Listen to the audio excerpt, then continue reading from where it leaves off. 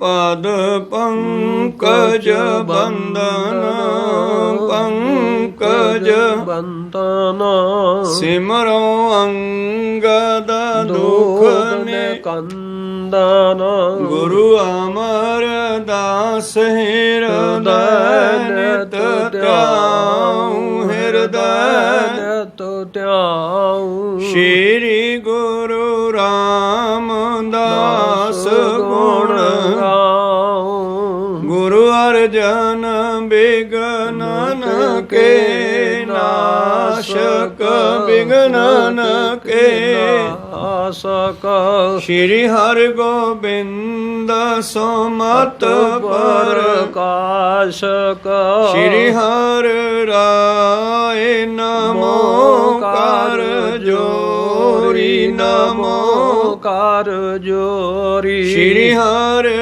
कृष्ण मनाओ बहोरी गुरु तेग बहादुर परम कृपाला परम कृपाला श्री गुरु गोविंद सिंह विशाला करो तोरा पर पुन पुन सीसा पुन पन शीसा मंदो बार बार जगदीशा एक ओंकारा सतगुरु ते प्रसाद सच सोए वाहिगुरु जी की फतेह है विघ्न विनाशन सोए एक ओंकारा सतगुरु ते प्रसाद सच होए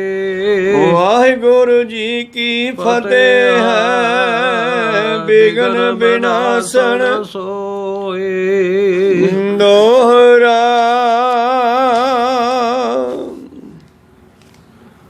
अस प्रकार कह मुनि प्याना तजयो राज निज सोच रजाना ध्रुव तह करन लग्यो तप भारी तीसर धन फल खाए आहारी वाहिगुरु जी का खालसा वाहिगुरु जी की फतेह। आओ गुरु प्यारे गुरु सवारे सत्संगी जनो ਰੋਜ਼ਾਨਾ ਦੀ ਤਰ੍ਹਾਂ ਪਾਤਸ਼ਾਹ ਜੀ ਕੀ ਅਪਾਰ ਕਿਰਪਾ ਬਖਸ਼ਿਸ਼ ਦਾ ਸਦਕਾ ਪਿਛਲੇ ਪਹਿਰਾਂ ਦੇ ਦੀਵਾਨ ਸਜਾਉਂਦੇ ਹੋਏ ਆਪ ਜੀ ਗੁਰੂ ਚਰਨਾਂ ਵਿਖੇ ਹਾਜ਼ਰੀਆਂ ਲਵਾ ਰਹੇ ਹੋ। ਆਓ ਲੜੀਵਾਰ ਇਤਿਹਾਸ ਦੀ ਕਥਾ ਵਿਚਾਰ ਨਾਲ ਜੁੜਨਾ ਕਰੀਏ ਜੀ। ਆਪਾਂ ਵਿਚਾਰਾਂ ਸਰਵਣ ਕਰ ਰਹੇ ਸੀ ਜਿਸ ਵੇਲੇ ਧੰਨ ਧੰਨ ਸ੍ਰੀ ਗੁਰੂ ਨਾਨਕ ਦੇਵ ਮਹਾਰਾਜ ਜੀ ਸਮੇਰ ਪਰਬਤ ਦੀ ਯਾਤਰਾ ਕਰਦੇ ਹੋਏ ਪ੍ਰਹਿਲਾਦ ਭਗਤ ਤੋਂ ਅੱਗੇ ਧਰੁਵ ਭਗਤ ਦੇ ਕੋਲ ਪਹੁੰਚਦੇ ਹਨ ਤਾਂ ਉਸ ਤੋਂ ਪਹਿਲਾਂ ਭਾਈ ਮਰਦਾਨਾ ਜੀ ਬੇਨਤੀ ਕਰਦੇ ਆ ਮਹਾਰਾਜ ਧਰੁਵ ਦੀ ਮੈਂ ਬੜੀ ਮਹਿਮਾ ਸੁਣੀ ਹੈ, ਇਹਦਾ ਕੀ ਇਤਿਹਾਸ ਹੈ ਸਾਨੂੰ ਸੁਣਾਉਣਾ ਕਰੋ। ਤੇ ਧੰਨ ਗੁਰੂ ਨਾਨਕ ਦੇਵ ਜੀ ਨੇ ਜਾਂਦੇ ਜਾਂਦੇ ਇਹ ਸਾਰੀ ਕਹਾਣੀ ਜਾਂ ਧਰੁਵ ਜੀ ਦੀ ਜੀਵਨ ਯਾਤਰਾ ਜਿਹੜੀ ਸੀ ਉਹ ਸੁਣਾਉਣੀ ਸ਼ੁਰੂ ਕੀਤੀ। ਔਰ ਸੁਣਾਉਂਦੇ ਹੋਏ ਆਪਾਂ ਪਹੁੰਚੇ ਸੀ ਜਿਸ ਵੇਲੇ ਭਗਤ ਧਰੁਵ ਜੀ ਜੰਗਲਾਂ ਵਿੱਚ ਚਲੇ ਗਏ ਮਾਂ ਦੇ ਤਾਨੇ ਸੁਣ ਕਰਕੇ ਕਿ ਜੇ ਤੂੰ ਇਸ ਪਿਤਾ ਦੀ ਗੋਦ ਵਿੱਚ ਬਹਿਣਾ ਸੀ ਤਾਂ ਮੇਰੀ ਕੁੱਖੋਂ ਜਨਮ ਲੈਣਾ ਸੀ। ਔਰ ਘਰ ਆਇਆ ਤੇ ਮਾਂ ਨੇ ਵੀ ਕਹਿ ਦਿੱਤਾ ਜੋ ਸਕੀ ਮਾਂ ਸੀ ਕਿ ਪੁੱਤਰ ਉਸ ਦੀ ਗੱਲ ਸਹੀ ਹੈ, ਆਪਾਂ ਭਗਤੀ ਨਹੀਂ ਕੀਤੀ। ਜੇ ਆਪਾਂ ਭਗਤੀ ਕਰੀਏ ਤਾਂ ਹੀ ਉਸ ਪਰਮ ਪਦਵੀ ਨੂੰ ਜਿਹੜਾ ਹੈ ਆਪਾਂ ਪ੍ਰਾਪਤ ਕਰ ਸਕਦੇ ਹਾਂ। ਤਾਂ ਇਸ ਤਰ੍ਹਾਂ ਧਰੁਵ ਭਗਤ ਜੀ ਦੀ ਵਿਚਾਰ ਆਪਾਂ ਸਰਵਣ ਕਰ ਰਹੇ ਸੀ। ਉਸ ਤੋਂ ਬਾਅਦ ਨਾਰਦ ਮੁਨੀ ਜੰਗਲਾਂ ਵਿੱਚ ਉਹਨਾਂ ਨੂੰ ਮਿਲਦਾ ਹੈ ਤੇ ਜੰਗਲਾਂ ਦੇ ਵਿੱਚ ਨਾਰਦ ਮੁਨੀ ਕਿਸੇ ਮਹਾਂਪੁਰਸ਼ ਨੇ ਬ੍ਰਹਮ ਗਿਆਨੀ ਨੇ ਉਸਾਂ ਨੂੰ ਫਿਰ ਸਿਮਰਨ ਭਜਨ ਦਿੱਤਾ। ਤਾਂ ਜਿਸ ਵੇਲੇ ਉਹਨਾਂ ਨੇ ਸਿਮਰਨ ਆਰੰਭ ਕੀਤਾ ਤਾਂ ਉਸ ਵੇਲੇ ਗੁਰੂ ਪਿਆਰਿਓ ਨਾਰਦ ਮੁਨੀ ਵਾਪਸ ਆਉਂਦਾ ਹੈ ਉਸ ਦੇ ਪਿਤਾ ਕੋਲ ਤੇ ਪਿਤਾ ਦੇ ਕੋਲ ਆ ਕੇ ਉਹਨੂੰ ਦੱਸਣਾ ਕਰਦਾ ਹੈ ਕਿ ਫਿਕਰ ਨਾ ਕਰ, ਤੇਰਾ ਪੁੱਤਰ ਹੈ ਉਹ ਭਗਤੀ ਕਰਨ ਵਾਸਤੇ ਗਿਆ ਹੈ ਅਤੇ ਜਲਦੀ ਹੀ ਉਹ ਭਗਤੀ ਕਰਕੇ ਮਾਤ ਲੋਕ ਵਿੱਚ ਵਾਪਸ ਆਵੇਗਾ ਪਹਾੜਾਂ ਜੰਗਲਾਂ ਚੋਂ, ਤੇ ਫਿਰ ਤੁਹਾਡਾ ਜਿਹੜਾ ਹੈ ਨਾਮ ਦੁਨੀਆ ਵਿੱਚ ਵੀ ਚਮਕੇਗਾ, ਫਿਕਰ ਨਾ ਕਰ। ਤੋ ਇਸੇ ਵਿਸ਼ੇ ਨੂੰ ਭਾਈ ਸਾਹਿਬ ਭਾਈ ਗੁਰਦਾਸ ਜੀ ਨੇ ਵੀ ਆਪਣੇ ਬਚਨਾਂ ਵਿੱਚ ਬੰਨ੍ਹਿਆ ਹੈ। ਉਹ ਲਿਖਦੇ ਹਨ ਸਾਰੀ ਕਹਾਣੀ ਨੂੰ ਇੱਕ ਪੌੜੀ ਬਣਾ ਕੇ, ਧਰੂ ਹੱਸਦਾ ਘਰ ਆਇਆ ਕਰ ਪਿਆਰ ਪਿਓ ਕੁਛੜ ਲੀਤਾ। ਧਰੂ ਨੂੰ ਪਤਾ ਲੱਗਿਆ ਮੇਰਾ ਪਿਤਾ ਜੰਗ ਤੇ ਗਿਆ ਸੀ, ਕਿਸੇ ਮੁਹਿੰਮ ਤੇ ਗਿਆ ਸੀ, ਵਾਪਸ ਆਇਆ ਹੈ, ਤਾਂ ਉਹ ਪਿਆਰ ਦੇ ਵਿੱਚ ਮਿਲਣ ਵਾਸਤੇ ਆਇਆ ਤੇ ਪਿਤਾ ਨੇ ਵੀ ਪਿਆਰ ਦੇ ਨਾਲ ਗੁਰੂ ਪਿਆਰਿਓ ਪੁੱਤਰ ਨੂੰ ਗੋਦ ਵਿੱਚ ਬਿਠਾਇਆ। ਪਰ ਈਰਖਾ ਬੜੀ ਭੈੜੀ ਅੱਗ ਹੈ ਜਿਸ ਦੇ ਵਿੱਚ ਮਨੁੱਖ ਖੁਦ ਹੀ ਸੜਦਾ ਹੈ। ਈਰਖਾ ਕਰਦਿਆਂ ਇਹਦੀ ਮਤਰੇਈ ਮਾਂ ਨੇ, ਜੋ ਕਿ ਭਾਵੇਂ ਕਿ ਇਹਦੀ ਮਾਂ ਦੀ ਹੀ ਛੋਟੀ ਭੈਣ ਸੀ, ਪਰ ਫਿਰ ਸਭ ਨੂੰ ਆਪੋ ਆਪਣੇ ਘਰਾਂ ਦਾ ਹੋ ਜਾਂਦਾ। ਜਿਵੇਂ ਬਾਬਾ ਫਰੀਦ ਜੀ ਕਹਿੰਦੇ, ਲੋਕਾਂ ਆਪਾਂ ਆਪਣੀ ਮੈਂ ਆਪਣੀ ਪਈ। ਤੋ ਇਸੇ ਤਰ੍ਹਾਂ ਇਹਦੀ ਮਤਰੇਈ ਮਾਂ ਨੇ ਗੁੱਸਾ ਕੀਤਾ ਕਿ ਜੇ ਇਸ ਰਾਜੇ ਦਾ, ਮੇਰੇ ਪਤੀ ਦਾ ਪਿਆਰ ਧਰੂ ਦੇ ਨਾਲ ਵੱਧ ਰਿਹਾ ਤੇ ਕੱਲ ਨੂੰ ਮੇਰਾ ਬੱਚਾ ਹੋਣਾ ਤੇ ਫਿਰ ਉਸ ਨੂੰ ਇਸਨੇ ਰਾਜ ਨਹੀਂ ਦੇਣਾ, ਇਸ ਕਰਕੇ ਕਿਉਂ ਨਾ ਹੁਣੇ ਹੀ ਇਸ ਨੂੰ ਭਜਾਇਆ ਜਾਵੇ। ਬਾਹੋਂ ਪਕੜ ਉਠਾ ਲਿਆ, ਮਨ ਵਿੱਚ ਰੋਸ ਮਤਰੇਈ ਕੀਤਾ।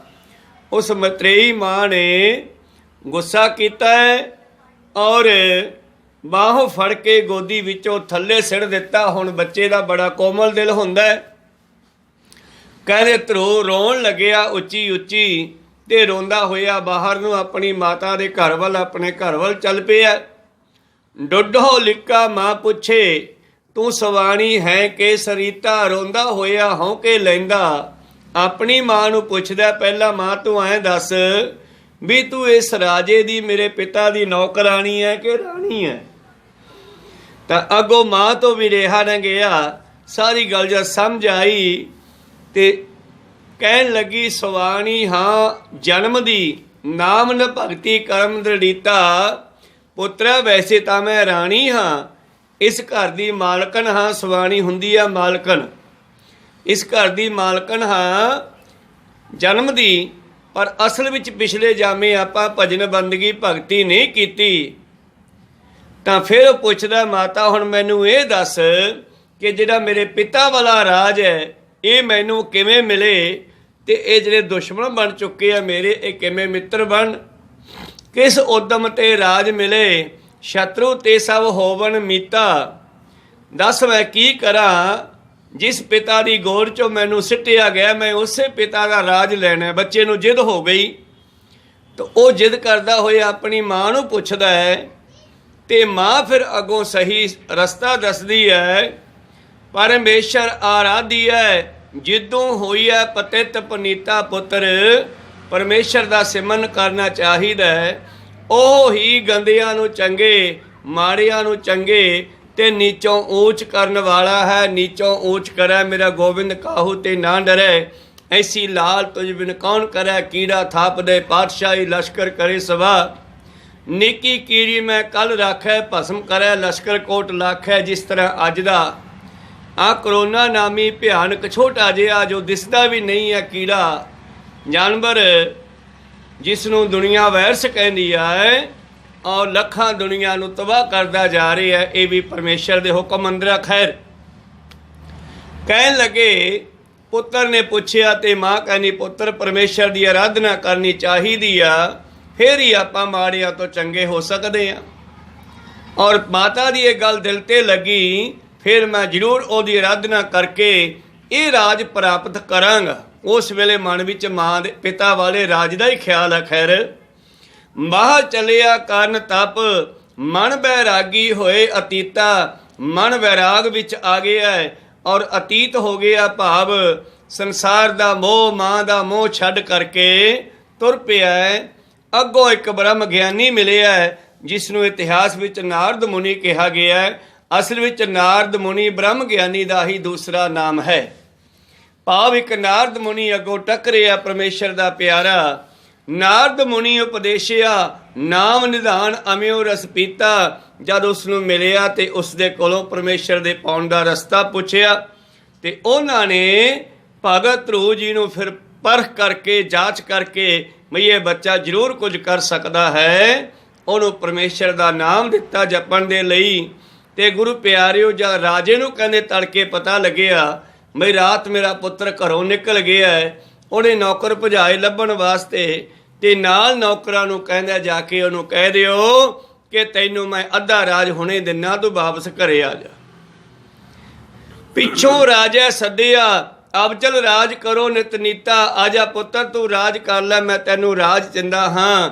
ਪਰ ਫਿਰ ਧਰੂ ਦੇ ਮਨ ਵਿੱਚ ਹੋਰ ਵੀ ਖੁਸ਼ੀ ਪੈਦਾ ਹੋ ਗਈ ਵੀ ਹਜੇ ਤਾਂ ਮੈਂ ਇਸ ਰਸਤੇ ਤੇ ਪੈਰ ਹੀ ਰੱਖਿਆ ਹੈ ਤੇ ਮੈਨੂੰ ਅੱਜ ਹੀ ਪਿਤਾ ਅੱਧਾ ਰਾਜ ਦਿੰਦਾ ਹੈ, ਔਰ ਕਿਉਂ ਨਾ ਮੈਂ ਭਗਤੀ ਕਰਾਂ ਤੇ ਅਬਚਲ ਸਦਾ ਰਹਿਣ ਵਾਲਾ ਰਾਜ ਪ੍ਰਾਪਤ ਕਰਾਂ, ਸਾਰਾ ਹੀ ਪ੍ਰਾਪਤ ਕਰਾਂ।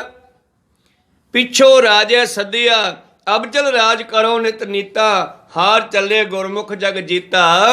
ਇਉਂ ਭਗਤ ਧਰੂ ਨੇ ਸੰਸਾਰ ਵੱਲੋਂ ਹਾਰ ਕੇ ਵੀ ਸੰਸਾਰ ਨੂੰ ਜਿੱਤ ਲਿਆ। ਇਸ ਤਰ੍ਹਾਂ ਗੁਰਮੁਖ ਜਿਹੜੇ ਹਨ ਉਹ ਸੰਸਾਰ ਨੂੰ ਹਾਰ ਕੇ ਵੀ ਜਿਸ ਤਰ੍ਹਾਂ ਸੁਖੀ ਵਸੈ ਮਸਕੀਨੀਆਂ, ਆਪ ਨਿਵਾਰ ਤਲੇ ਵੱਡੇ ਵੱਡੇ ਅਹੰਕਾਰੀਆ ਨਾਨਕ ਗਰਭ ਗਲੇ। ਖੈਰ ਅੱਗੇ ਕੀ ਹੋਇਆ? ਭਗਤ ਧਰੂ ਜਦ ਜੰਗਲਾਂ ਵਿੱਚ ਤਪੱਸਿਆ ਕਰਨ ਵਾਸਤੇ ਬੈਠ ਗਿਆ, ਨਾਰਦ ਮੁਨੀ ਨੇ ਆ ਕਰਕੇ ਉਸਦੇ ਪਿਤਾ ਰਾਜੇ ਨੂੰ ਜਿਹੜਾ ਹੈ ਗੁਰੂ ਪਿਆਰਿਓ ਸੰਤੋਖਤਾ ਧੀਰਜ ਦਿੱਤਾ। ਫਿਕਰ ਨਾ ਕਰ, ਚਿੰਤਾ ਨਾ ਕਰ, ਤੇਰਾ ਪੁੱਤਰ ਸਹੀ ਰਸਤੇ ਤੇ ਹੈ, ਜਲਦੀ ਆ ਜਾਵੇਗਾ ਭਗਤੀ ਕਰਕੇ। ਔਰ ਇਸ ਤਰ੍ਹਾਂ ਪਿਤਾ ਵੀ ਚਲੋ ਸ਼ਾਂਤ ਹੋ ਗਿਆ ਹੈ। ਤੇ ਉਧਰ ਧਰੂ ਨੇ ਭਗਤੀ ਕਿਵੇਂ ਕੀਤੀ ਆ, ਇਹ ਵਿਚਾਰਾਂ ਆਪਾਂ ਅੱਜ ਦੇ ਦੀਵਾਨਾਂ ਵਿੱਚ ਸਰਵਣ ਕਰਾਂਗੇ। ਨਾਰਦ ਮੁਨੀ ਚਲਿਆ ਗਿਆ, ਰਾਜਾ ਵੀ ਸ਼ਾਂਤ ਹੋ ਗਿਆ। ਧਰੂ ਦੀ ਭਗਤੀ ਦੀ ਵਿਚਾਰ ਜੋ ਭਾਈ ਸਾਹਿਬ ਜੀ ਨੇ ਸਾਨੂੰ ਦੱਸਣੀ ਕੀਤੀ ਹੈ, ਆਰੰਭ ਕਰਕੇ ਸਰਵਣ ਕਰੀਏ।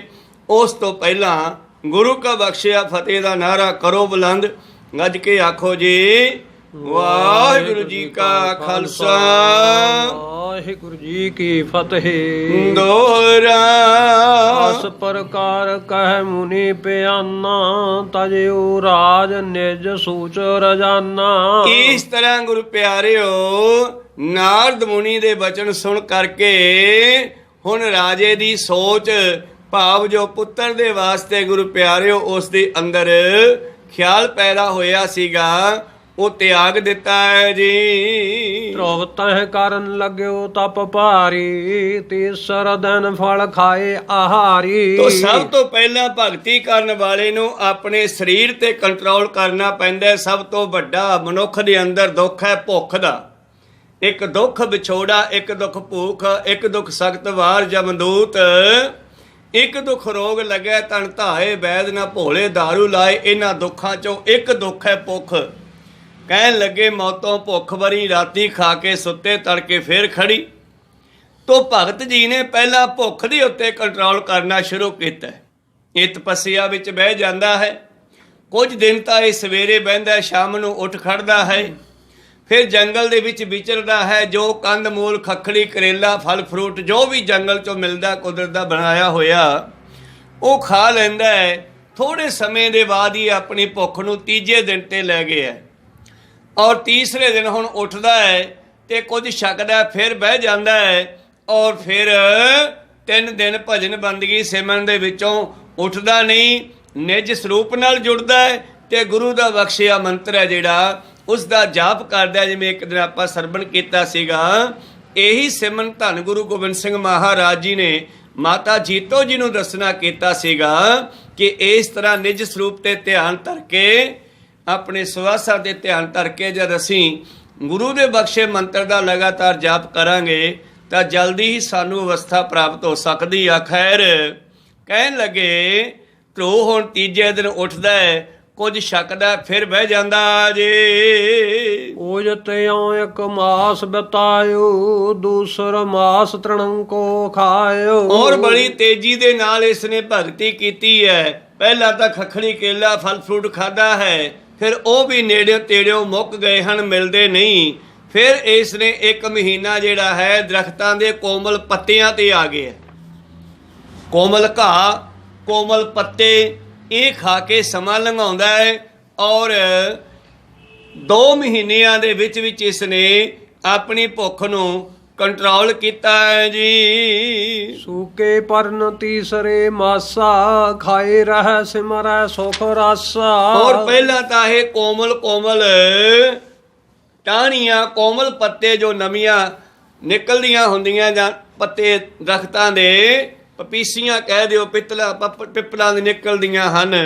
ਇਸ ਤਰ੍ਹਾਂ ਨਿੱਕੇ ਨਿੱਕੇ ਕੋਮਲ ਪੱਤਿਆਂ ਨੂੰ ਖਾ ਕੇ ਇਹਨੇ 2 ਮਹੀਨੇ 3 ਮਹੀਨੇ ਟਪਾਏ ਹੈ। ਇਸ ਤਰ੍ਹਾਂ ਤੀਜੇ ਮਹੀਨੇ ਇਹ ਫਿਰ ਸੁੱਕੇ ਪੱਤਿਆਂ ਤੇ ਆ ਗਿਆ ਹੈ ਜੀ। ਨਵੇਂ ਦਿਵਸ ਪਾਏ ਮੁਖ ਸੋਊ ਨੀਰ ਪਰਨ ਸੂਕੇ ਹੈ ਜੋ। ਔਰ ਪਹਿਲਾ ਮਹੀਨਾ ਇਹਨੇ ਤੀਜੇ ਦਿਨ ਉੱਠ ਕੇ ਖਾਣਾ ਤੇ ਦੂਜੇ ਮਹੀਨੇ ਫਿਰ ਇਸ ਨੇ ਇੱਕ ਹਫਤਾ ਕੱਢਣਾ ਸ਼ੁਰੂ ਕੀਤਾ। 6ਵੇਂ ਦਿਨ ਉੱਠਣਾ ਕੋਮਲ ਪੱਤੇ ਖਾਣੇ। ਫਿਰ ਤੀਸਰੇ ਮਹੀਨੇ ਕਹਿੰਦੇ 9 ਦਿਨਾਂ ਤੇ ਪਹੁੰਚ ਗਿਆ। ਬੈਠ ਜਾਂਦਾ ਹੈ 9 ਦਿਨ ਉੱਠਦਾ ਨਹੀਂ। ਹੁਣ ਤਾਂ ਇਹਦਾ ਹਿਰਦਾ ਇੰਨਾ ਸਖਤ ਹੋ ਗਿਆ ਹੈ, ਇਹਦਾ ਮਿਹਦਾ ਇੰਨਾ ਮਜ਼ਬੂਤ ਹੋ ਗਿਆ ਹੈ, ਇਹ ਸੂਖਮ ਜਾਂ ਸੁੱਕੇ ਪੱਤੇ ਵੀ ਖਾ ਜਾਂਦਾ ਹੈ, ਉਹਨਾਂ ਨੂੰ ਪਚਾ ਲੈਂਦਾ ਹੈ।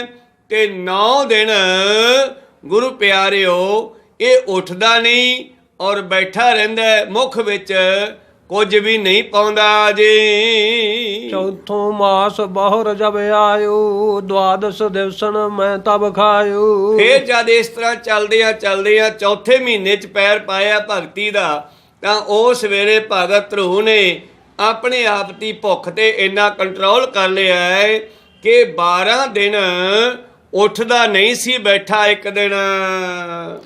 ਮਾਸ ਪੰਚਵੇਂ ਪੌਣ ਆਹਾਰੀ ਜੀਤ ਸਵਾਸ ਲੀਨੇ ਇੱਕ ਵਾਰੀ। ਹੁਣ ਇਸ ਨੇ ਆਪਣੇ ਪ੍ਰਾਣਾਂ ਨੂੰ ਜਿੱਤਿਆ ਹੈ।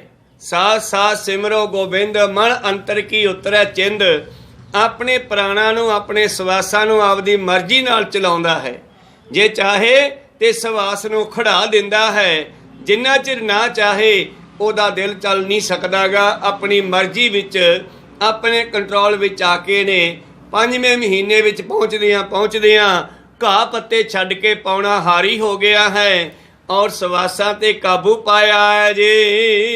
ਏਕ ਚਰਨ ਪਰ ਵੈ ਕਰ ਠਾਂਡੋ ਭਇਓ ਬਟਪ ਨਿਆਈ ਅਤ ਗਾਂਡੋ। ਔਰ ਹੁਣ ਇਸਨੇ ਤਪੱਸਿਆ ਵੀ ਹੋਰ ਭਿਆਨਕ ਤਕੜੀ ਕਰ ਦਿੱਤੀ ਹੈ ਗੁਰੂ ਪਿਆਰਿਓ। ਕਹਿੰਦੇ ਹੁਣ ਦਰਖਤ ਦੇ ਨਾਲ ਇਹ ਜਿਹੜਾ ਹੈ ਢੂਈ ਲਾ ਕੇ ਇੱਕ ਪੈਰ ਤੇ ਖੜ ਜਾਂਦਾ ਹੈ, ਇਉਂ ਖੜ ਜਾਂਦਾ ਜਿਵੇਂ ਦਰਖਤ ਖੜਾ ਹੋਵੇ ਅਚਲ।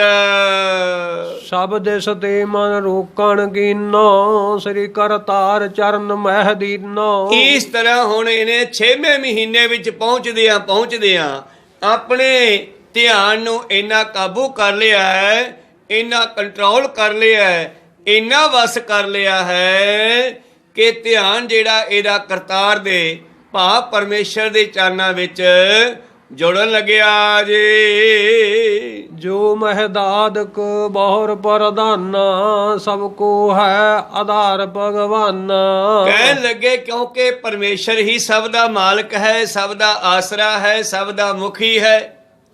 ਜੋ ਪ੍ਰਕਿਰਤੀ ਮਹਿ ਤਤ ਭਾਵ ਆਕਾਸ਼ ਜਿਮੀ ਅਸਮਾਨ ਕੈ ਸਮਸਤ ਬੀਚ ਇੱਕ ਜੋਤ ਹੈ, ਨਾ ਬਾਦ ਹੈ ਨਾ ਘਾਟ ਹੈ, ਨਾ ਘਾਟ ਬਾਦ ਓਤ ਹੈ।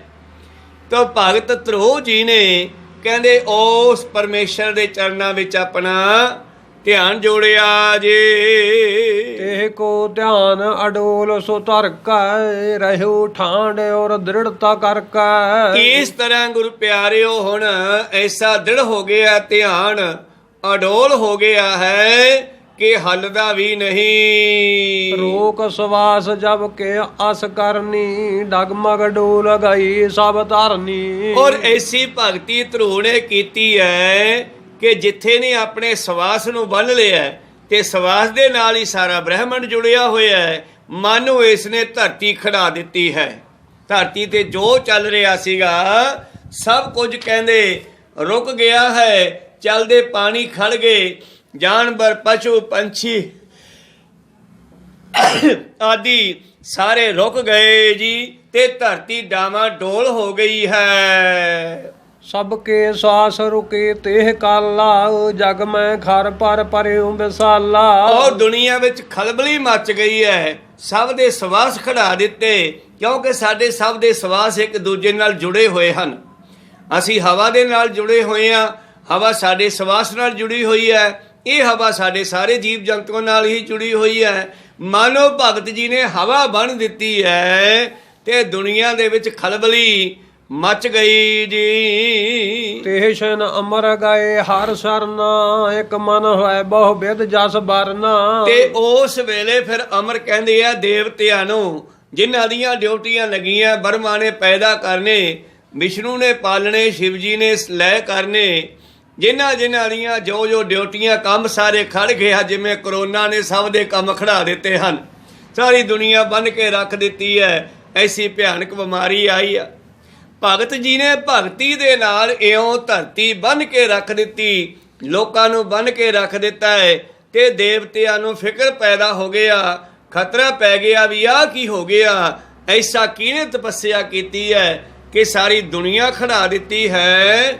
ਇਸ ਕਰਕੇ ਇਹ ਸਾਰੇ ਇਕੱਠੇ ਹੋ ਕੇ ਹਰੀ ਦੇ ਕੋਲ, ਪਰਮੇਸ਼ਰ ਦੇ ਕੋਲ ਗਏ। ਉਹਦੇ ਦਰ ਤੇ ਜਾ ਕੇ ਪਹਿਲਾਂ ਉਹਦੀਆਂ ਸਿਫਤਾਂ ਕਰਦੇ ਹਨ। ਹੇ ਈਸ਼ਵਰ ਕਿਉਂ ਰੁਕ ਗਏ ਸਵਾਸਾ ਦੁਖਿਓ ਜਗਤ ਦੀਜੈ ਸੁਖ ਰਾਸਾ। ਔਰ ਬੇਨਤੀਆਂ ਕਰਦੇ ਆ, ਹੇ ਪਰਮੇਸ਼ਰ, ਹੇ ਈਸ਼ਵਰ, ਇਹ ਦੁਨੀਆ ਸਾਰੀ ਦੇ ਸਵਾਸ ਕਿਵੇਂ ਖੜ ਗਏ ਹਨ। ਇਹ ਸੰਸਾਰ ਬੜਾ ਦੁਖੀ ਹੋ ਗਿਆ ਹੈ, ਉਹ ਸੁੱਖਾਂ ਦੇ ਖਜ਼ਾਨੇ। ਸ੍ਰੀ ਭਗਵੰਤ ਕਹੀ ਤਬ ਬਾਨੀ ਮਤ ਪੈ ਕਰਹੁ ਹੋਏ ਦੁਖ ਹਾਨੀ। ਮਹਾਰਾਜ ਦੁਨੀਆ ਨੂੰ ਚਲਾਓ, ਸਾਰੀ ਦੁਨੀਆ ਖੜ ਗਈ ਹੈ। ਆਕਾਸ਼ਬਾਣੀ ਆਈ, ਫਿਕਰ ਨਾ ਕਰੋ, ਡਰੋ ਨਾ, ਇਹ ਦੁੱਖ ਦਾ ਜਲਦੀ ਹੀ ਖਾਤਮਾ ਹੋਵੇਗਾ। ਥਾਲ ਭਗਤ ਮਮ ਅਤ ਹਠ ਤਾਰੀ ਕੀਨ ਦੁਰਾਸਤ ਤਬ ਜਿਹ ਭਾਰੀ। ਇੱਕ ਮੇਰਾ ਬੱਚਾ ਭਗਤ ਹੋਇਆ ਹੈ ਬਹੁਤ ਵੱਡਾ, ਹੱਠੀ, ਜਿਹਨੇ 8 ਪਹਿਰ ਮੈਨੂੰ ਯਾਦ ਰੱਖਿਆ ਹੋਇਆ ਹੈ। ਦੁਰਾਸਦ ਬੜੀ ਕਠਨ ਤਪੱਸਿਆ ਜਿਸਨੇ ਆਰੰਭ ਕੀਤੀ ਹੈ। ਅਬ ਮੈਂ ਜਾਉ ਤਾਹੇ ਕੇ ਪਾਸਾ ਸਭ ਕੋ ਛੂਟੈ ਰੋਕਣ ਸਵਾਸਾ। ਮੈਂ ਜਾਊਂਗਾ ਉਹਦੇ ਕੋਲ, ਉਹਨੇ ਸਵਾਸ ਰੋਕ ਲਏ ਹਨ ਆਪਣੇ, ਉਹਦੇ ਸਵਾਸ ਚਲਾਵਾਂਗਾ, ਉਹਨੂੰ ਤਪੱਸਿਆ 'ਚ ਉਠਾਵਾਂਗਾ, ਫਿਰ ਜੋ ਉਹ ਮੰਗਦਾ ਉਹਨੂੰ ਦੇ ਕੇ ਸੰਸਾਰ ਚਾਲੂ ਕਰਾਂਗਾ।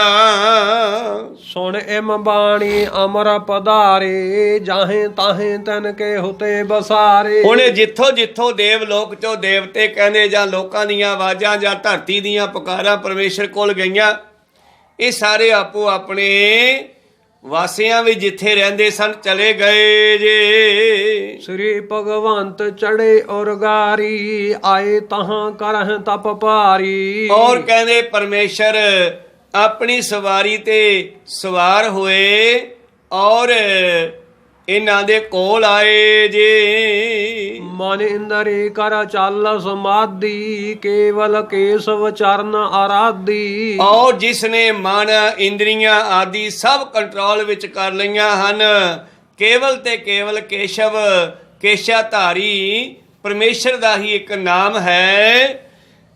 ਕਹਿੰਦੀ ਉਸ ਕੇਸ਼ਵ ਦੇ ਪਰਮੇਸ਼ਰ ਦੇ ਚਰਨਾਂ ਵਿੱਚ ਆਪਣੇ ਆਪ ਨੂੰ ਲਾਇਆ ਹੋਇਆ ਜੇ। ਹਿਰਦੇ ਸਰੂਪ ਬਸਾਏ ਅਨੂਪਾ ਨਹੀਂ ਵਹਿਰ ਕੋ ਪਿਖੈ ਸਰੂਪਾ। ਔਰ ਬਾਹਰ ਦਾ ਹੁਣ ਕੁਝ ਵੀ ਨਹੀਂ ਦੇਖਦਾ, ਆਪਣੇ ਅੰਦਰ ਜੁੜਿਆ ਹੋਇਆ ਹੈ ਨਿਜ ਸਰੂਪ ਦੇ ਨਾਲ। ਜਬ ਸ੍ਰੀ ਹਰਿ ਕੇ ਅੰਤਰ ਧਿਆਨੇ ਤਬ ਪੰਕਜ ਸੋ ਨੈਣ ਖੁਲਾਨੇ। ਔਰ ਧੰਨ ਪਰਮੇਸ਼ਰ ਹਰੀ ਪ੍ਰਮਾਤਮਾ ਜਿਹੜੇ ਹਨ ਇਹਨਾਂ ਦੇ ਕੋਲ ਆਏ, ਕੀ ਵੇਖਦੇ ਆ, ਨੇਤਰ ਜੁੜੇ ਹੋਏ ਹਨ, ਹਰੀ ਦਾ ਧਿਆਨ ਧਰਿਆ ਹੋਇਆ ਹੈ, ਧਿਆਨ ਜੋੜ ਕੇ ਹਰੀ ਦੇ ਦਰਸ਼ਨ ਕਰ ਰਿਹਾ ਹੈ। ਹਰੀ ਇਹਨਾਂ ਦੇ ਸਾਹਮਣੇ ਆ ਗਏ। ਹੁਣ ਇਹਨਾਂ ਦੇ ਨੇਤਰ ਖਿਲਾਉਣ ਦੇ ਵਾਸਤੇ ਹਰੀ ਨੇ ਵੀ ਅੰਤਰ ਧਿਆਨ ਹੋਣਾ ਕੀਤਾ। ਹਰੀ ਅੰਤਰ ਧਿਆਨ ਹੋ ਕੇ ਧਰੂ ਦੇ ਹਿਰਦੇ ਵੀ ਜਾਂਦੇ ਹਨ ਤੇ ਅੰਦਰੋਂ ਇਹਨਾਂ ਨੂੰ ਪ੍ਰੇਰਨਾ ਕਰਦੇ ਆ, ਭਗਤ ਜੀ ਨੇਤਰ ਖੋਲੋ। ਸੋ ਸਰੂਪ ਢਿਗ ਬਾਹਰ ਦੇਖਾ ਪਰਿਓ ਦੰਡਵਤ ਪ੍ਰੇਮ ਵਸੇਖਾ। ਔਰ ਜਿਹੜਾ ਸਰੂਪ ਆਪਣੇ ਅੰਦਰ ਦਰਸ਼ਨ ਕਰ ਰਿਹਾ ਸੀ ਭਗਤ ਰੂ, ਉਹ ਸਾਹਮਣੇ ਸਾਖਿਆਤ ਪਰਮੇਸ਼ਰ ਖੜੇ ਦੇਖੇ। ਜਾਂ ਖੜੇ ਦੇਖੇ ਤੇ ਡੰਡੌਤ ਬੰਦਨਾ ਵਿੱਚ ਲੰਬਾ ਪੈ ਗਿਆ ਜੀ। ਉਨ ਲੋਚਨ ਭਰ ਰੂਪ ਨਿਹਾਰਾ ਚਾਹਤ ਅਲਿੰਗਣ ਸ੍ਰੀ ਕਰਤਾਰਾ। ਔਰ ਫਿਰ ਸੁੰਦਰ ਸਰੂਪ ਦੇ ਦਰਸ਼ਨ ਆਪਣੀਆਂ ਨੇਤਰਾਂ ਦੇ ਨਾਲ ਸਾਹਮਣੇ ਖੜ ਕੇ ਕਰਨ ਲੱਗਿਆ। ਜੀ ਤਾਂ ਕਰਦਾ ਸੀਗਾ ਕਿ ਮੈਨੂੰ ਪਰਮੇਸ਼ਰ ਗਲਵਕੜੀ ਵਿੱਚ ਲੈ ਲਵੇ। ਪ੍ਰੀਤਮ ਦਾ ਬਚਨ ਵੀ ਇਸ ਵਿਸ਼ੇ ਤੇ ਵਿਰਾਜਮਾਨ। ਹਉ ਤੁਮਰੀ ਕਰੋ ਨਿਤਿਆਸ ਪ੍ਰਭ ਮੋਹੇ ਕਬ ਗੱਲ ਲਾਵੋਗੇ, ਮੈਨੂੰ ਕਦੋਂ ਗਲੇ ਲਾਓਗੇ। ਇਸੇ ਆਸ ਵਿੱਚ ਭਗਤ ਜੀ ਬੈਠੇ ਹਨ ਔਰ ਮਨ ਵਿੱਚ ਇਹ ਖਿਆਲ ਆਇਆ ਕਿ ਮੈਂ ਪਰਮੇਸ਼ਰ ਦੇ ਗਲੇ ਲੱਗ ਜਾਵਾਂ। ਪਰ ਕੀ ਕਹਿੰਦੇ, ਉਸਤਤ ਕਰ ਨਾ ਸਕਤ ਮਤ ਥੋਰੀ ਇੱਛਾ ਅਧਿਕ ਰਹੂ ਕਰ ਜੋਰੀ। ਔਰ ਬੱਚਾ ਹੈ ਕਹਿੰਦਾ ਮੈਨੂੰ ਸਿਫਤ ਤਾਂ ਤੇਰੀ ਕਰਨੀ ਨਹੀਂ ਆਉਂਦੀ ਔਰ ਇੱਛਾ ਬਹੁਤ ਹੈ ਕਿ ਮੈਂ ਤੇਰੇ ਵਿੱਚ ਕਿਵੇਂ ਮਿਲਾਂ ਜੀ। ਸ੍ਰੀ ਹਰਿ ਜਾਣ ਗਏ ਔਰ ਤਾਹਾ ਨਿਜ ਕਰ ਸੰਖ ਤਬੈ ਮੁਖ ਸੁਆਹਾ। ਤੋ ਪਰਮੇਸ਼ਰ ਨੇ ਮਾਨੋ ਉਹਨੂੰ ਆਪਣੀ ਆਵਾਜ਼ ਦਿੱਤੀ ਹੈ, ਉਹਨੂੰ ਉਹ ਗਿਆਨ ਦਿੱਤਾ ਹੈ। ਕਿਉਂਕਿ ਪਾਤਸ਼ਾਹ ਦਾ ਬਚਨ ਹੈ ਕੋਈ ਵੀ ਸਿਫਤ ਆਪਦੀ ਮਰਜ਼ੀ ਨਾਲ ਨਹੀਂ ਕਰ ਸਕਦਾ ਉਸਦੀ। ਜਿਉਂ ਬੁਲਾਵੇ ਤਿਉਂ ਬੋਲਣਾ ਸੁਆਮੀ, ਜੈ ਭੇਜੇ ਤਹਿ ਜਾਵਾਂ। ਸਭ ਨਗਰੀ ਮੈਂ ਏਕੋ ਰਾਜਾ, ਸਵੈ ਪਵਿੱਤ ਹੈ ਥਾਵਾਂ ਦੇ ਮਹਾਵਾਕ ਅਨੁਸਾਰ। ਹੁਣ ਪਰਮੇਸ਼ਰ ਨੇ ਹਰੀ ਨੇ ਉਹਨੂੰ ਸਿਫਤ ਦੀ ਬਖਸ਼ਿਸ਼ ਕੀਤੀ ਆ ਜਿਸ ਤਰ੍ਹਾਂ ਮਰਦਾਨੇ ਨੂੰ ਕੀਤੀ। ਭਾਈ ਮਰਦਾਨਾ ਜੀ ਧੰਨ ਗੁਰੂ ਨਾਨਕ ਦੇਵ ਜੀ ਦੀ ਮੰਗਣੀ ਤੇ ਸੁਲਤਾਨਪੁਰ ਲੋਧੀ ਗਏ। ਕਈ ਦਿਨ ਉੱਥੇ ਰਹੇ। ਕਈ ਦਿਨਾਂ ਦੇ ਬਾਅਦ ਜਦ ਵਾਪਸੀ ਹੋਣ ਲੱਗੀ ਤੇ ਭਾਈ ਮਰਦਾਨਾ ਜੀ ਜਿਹੜੇ ਸਨ ਉਹ ਦੁਕਾਨ ਤੇ ਆ ਗਏ ਬਾਬਾ ਨਾਨਕ ਜੀ ਕੋਲ। ਕਹਿਣ ਲੱਗੇ ਨਾਨਕ ਜੀ ਹੁਣ ਅਸੀਂ ਵਾਪਸ ਚੱਲੇ ਆ ਤੇ ਮੈਨੂੰ ਵਧਾਈਆਂ ਦਿਓ, ਤੁਹਾਡੀ ਮੰਗਣੀ ਹੋਈ ਆ। ਧੰਨ ਗੁਰੂ ਨਾਨਕ ਦੇਵ ਜੀ ਕਹਿੰਦੇ ਬੋਲ ਮਰਦਾਨੇ ਆ ਤੈਨੂੰ ਮੈਂ ਕੀ ਦੇਵਾਂ, ਅੱਜ ਮੈਂ ਬਹੁਤ ਖੁਸ਼ ਹਾਂ, ਜੋ ਮੰਗੇਗਾ ਤੈਨੂੰ ਉਹੀ ਦਿਆਂਗਾ। ਫਿਰ ਮਰਦਾਨਾ ਸੋਚਾਂ 'ਚ ਪੈ ਗਏ। ਕਹਿਣ ਲੱਗੇ ਮਹਾਰਾਜ ਮੈਨੂੰ ਤਾਂ ਪਤਾ ਨਹੀਂ ਕੀ ਮੰਗਣਾ ਹੈ, ਜਿਹੜਾ ਤੁਹਾਨੂੰ ਚੰਗਾ ਲੱਗਦਾ ਮੇਰੇ ਵਾਸਤੇ ਉਹ ਦੇ ਦਿਓ। ਪਾਤਸ਼ਾਹ ਕਹਿੰਦੇ ਚੰਗਾ ਫਿਰ ਜਾ, ਤੈਨੂੰ ਤਾਰ ਦਾ ਗੁਣ ਦਿੱਤਾ, ਭਾਵ ਸਾਜ਼ ਵਜਾਉਣ ਦਾ, ਤੰਤੀ ਸਾਜ਼ਾਂ ਦਾ ਗੁਣ ਦਿੱਤਾ, ਤੈਨੂੰ ਰਬਾਬ ਵਜਾਉਣ ਦਾ ਗੁਣ ਦਿੱਤਾ। ਇੰਨਾ ਕਹਿ ਕੇ ਚੁੱਪ ਕਰ ਗਏ। ਫਿਰ ਪਾਤਸ਼ਾਹ ਸੋਚਿਆ ਕਿਤੇ ਮਰਦਾਨਾ ਦੁਖੀ ਨਾ ਹੋ ਜਾਵੇ, ਸੋਚਾਂ ਵਿੱਚ ਨਾ ਪੈ ਜਾਵੇ ਵੀ ਕੀ ਦਿੱਤਾ, ਕਿਉਂਕਿ ਦਿਸਦਾ ਨਹੀਂ ਆ ਗੁਣ ਇਹ।